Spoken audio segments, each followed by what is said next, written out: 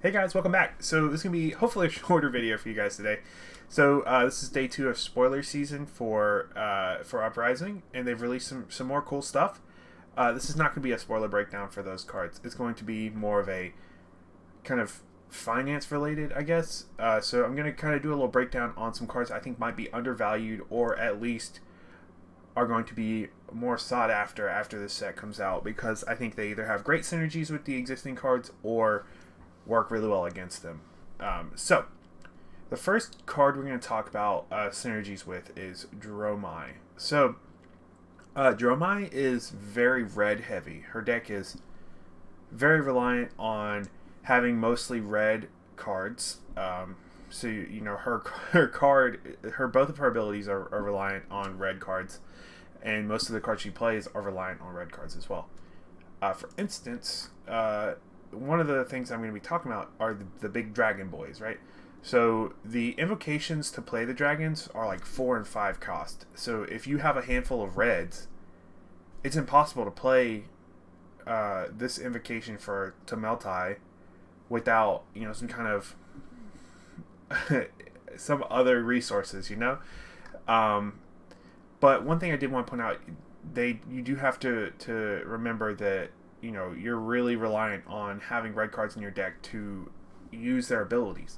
So you don't want to fill your deck with like blues and yellows and stuff. But that being said, there are a couple different things that we can use currently. I'm sure there will be more stuff printed in the set. I'm sure there'll probably be a legendary chest piece or something for Dromai that gives her more resources, or at least makes the invocations easier to play. But I wanted to talk about Deep Blue.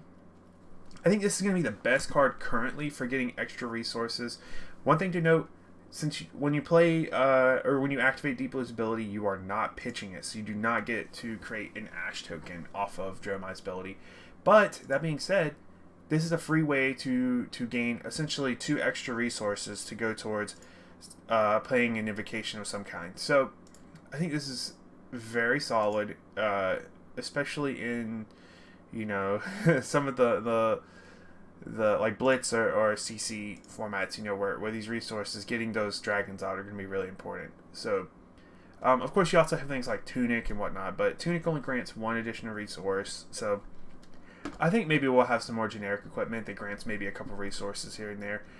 You can also use Vest of the First Fist, which I didn't put a a link to up here, but I think Deep Blue is going to be the one that most people gravitate towards. And I mean, the cold foil is only $14. So $15 for a cold foil. I think you might want to pick some of these up. I think Deep Blue is an underrated card. It's also superb in Commoner, which, you know, if we keep seeing interest in Commoner, I think that some of the common cold foils will go up in value as well. So yep, that's kind of the big one for that. I did also put in Talisman of Recompense as kind of maybe something to think about. So this is a yellow, so it does disrupt your deck a little bit. That's one of the great things about equipment. It doesn't, right? But if you really want to, this is an interesting one. So a couple things to note, right? This is a triggered ability. It's not a may. You must do this. So keep that in mind. You can play this at the beginning of your turn, and then the next time you pitch, it'll create 3 instead of 1. But the cool thing about this, compared to something like Deep Blue, is you do actually pitch the card. So you still get the Ash trigger from Dromai. So if you don't have an Ash on the field for whatever reason, and your dragon, you need to have an Ash to play that big dragon, when you pitch to play, you get the picture. Anyways, so this card, the cold foil of this one's only like $18. I like this card a lot, not just for this. I think it's a good kind of, I don't know, just solid item from Everfest. So this is one I would definitely consider picking up if you don't have a copy. I think it will probably eventually go up in value a little bit more. Okay, so next we're going to talk about a lot of Dromai's kind of like chip damage abilities. So her Aether Ash Wings, as well as Burn Them All. Lots of instances of 1 damage each, right? And one of my favorite cards, actually, from Everfest is Dissolution Sphere. I played I play a lot of Dash, so this is one of my sideboard options against primarily Rune Blades. But this card is super great, and for only 91 cents or $3 for a foil, this card is going to go up. I promise you. This card, this is not financial advice, none of this, of course. But this card, I mean, it's been slowly going down, but I really think that this card will have a spot in the next meta. I think there's going to be a lot of small instances of damage. Also, so say somebody's swinging at you for 4 and you block 3, this Dissolution Sphere will eat that other 1 damage. So it does work that way. I have confirmed. But yeah, so this is gonna negate all of their Aether Ashwing attacks, plus they burn them all arcane damage for 2 whole turns. Plus, it's good against Rune Blades, like I said, the 1 arcane damage from like Rune Chant tokens or anything like that. It's just a really solid card. I really like this card, and I think it is very undervalued at the moment. I think Mechanologist is going to be pretty popular pretty soon. I think Dash is already right on the cusp of being really good, and I think that we'll probably see some support in the next supplementary set that's going to push Dash like really far. So if you're interested in playing Mechanologist at all, I would highly recommend picking up a playset of these. Maybe just 1 or 2 even. I don't know. I think 91 cents is super undervalued for this card. Sand Cover. So this actually gives your one of your Ashes Ward 4. So I think this is a very valid target for a very underutilized card, in my opinion, which is Aetherize. So if you're about to hit them with Aether Wildfire or something, and their whole plan, they don't use any arcane barrier against it, and they want to play this as an instant, you can surprise them and blow it up with Aetherize. So you negate it, so it fizzles, it doesn't resolve. I think Aetherize is such a unique card in this game. It's the only kind of interaction with other players' spells really that we have. I don't think it's super great, which is why it's a $1 card, but I think it's really, really cool, and I definitely think that this is probably the most interesting target for me personally so far that I've seen. So I don't know, we might start seeing some more uses for Aetherize. I think it wouldn't hurt to pick up a couple copies at $1 a piece. I don't know that it'll go too much higher, but I think it is definitely an interesting card, and it has the possibility of going higher, if that makes sense.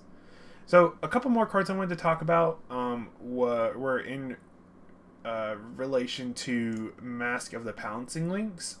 So this is a ninja headpiece.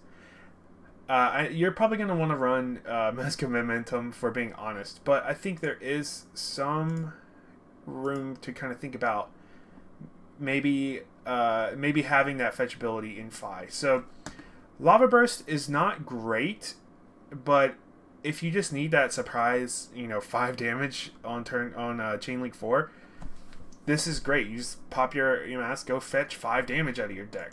That's not really what I would recommend using it for, but that is a valid target. But the thing that I think, I'm still trying to determine how exactly the Phoenix Flame tokens are going to work. So I assume you can only have 3 copies in your deck. So this is our first token attack action card. So it's a little confusing right now, but I believe it'll work the same way as deck building with anything else. So you can only have 3 in your deck for Classic Constructed. It looks like in Limited you can have up to 3. I imagine you'll probably only be able to have 2 in Blitz. I'm not super sure though, so I'm definitely curious to see how this works out. Phi gets 1 in their graveyard at the beginning of the game, but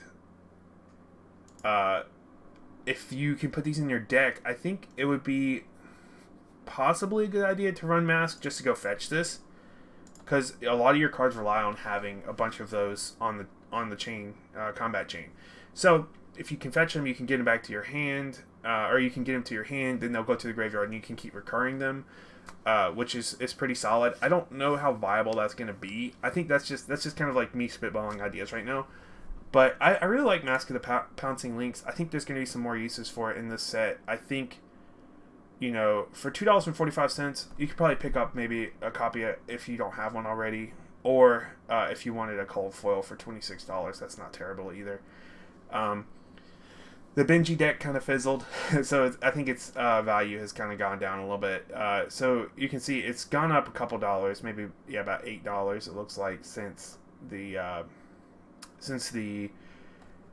kind of inclusion of a ninja was announced or whatever. But on a similar note with the Phoenix Flames, there's a couple graveyard disruption kind of cards that we have so far. So graveyard strategies I think will become more popular pretty soon. I believe Necromancer will probably interact with graveyards as well.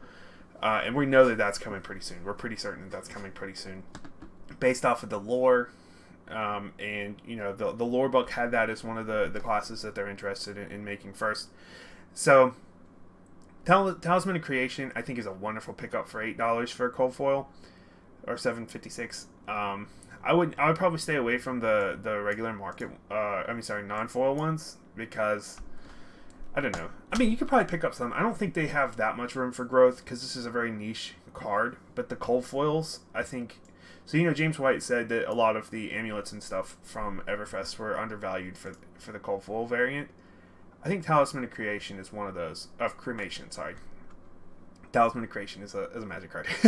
But Talisman of Cremation, I think, being able to... So one thing to note, you do have to play a card from your banish zone to activate its ability. So this is really only valid in Levia and... Well, Chain is leaving. But I imagine we'll see some more heroes that interact with the banish zone coming up. Levia has gotten several points on the board now. Mansant just got some more points on the board for Levia. So she's becoming more popular and more powerful every day. So I think this is a good pickup for her, probably.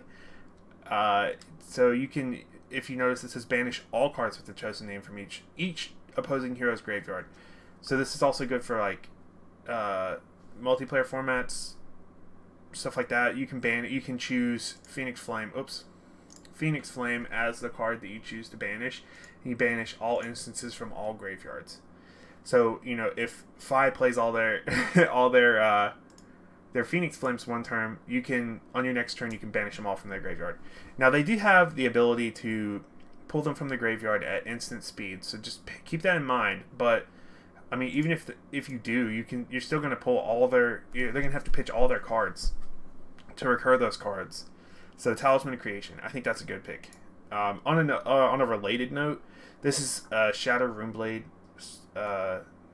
only card, so this is not really going to be playable for a little bit while Chain is out.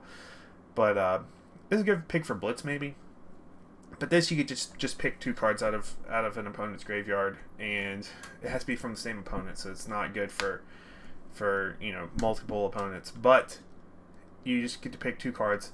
If you do happen to hit a non-attack and an attack, you get to deal 2 arcane damage. But I don't know. I think it's a good kind of counter pick for Phoenix Flame if there's a lot of Phoenix Flame recursion, which that's kind of how it feels to me. And then Phoenix Form is another card that heavily relies on the Phoenix Flames. So this is what I'm talking about. This Phoenix Flames can kind of get out of hand real fast, because this card is a wonderful finisher for them, because you're going to draw 3 cards on hit if you have 3 Phoenix Flames. And it's a 0-for-5 with Go Again, with a on-hit trigger of drawing 3 cards. That's pretty nuts. So, yeah, here's more Phoenix Flame recursion. So that's what I'm saying. It's just there's going to be a lot of recursion in graveyard shenanigans. So, things that interact with opponents' graveyards, I think, will be more valuable against Phi. But we'll have to see how powerful Phi is in the meta to see if these are even warranted. But, I mean, for $8, like I said, I think this Talisman is a really good pickup. But that's what I have for you guys today. Let me know what you're most excited about down below. Let me know if I'm way off on any of these picks. Let me know if you're going to purchase anything. I'm probably going to pick up a couple cards here and there coming up. But anyways, hope you guys have a great rest of your day, and I look forward to seeing the rest of the spoiler season.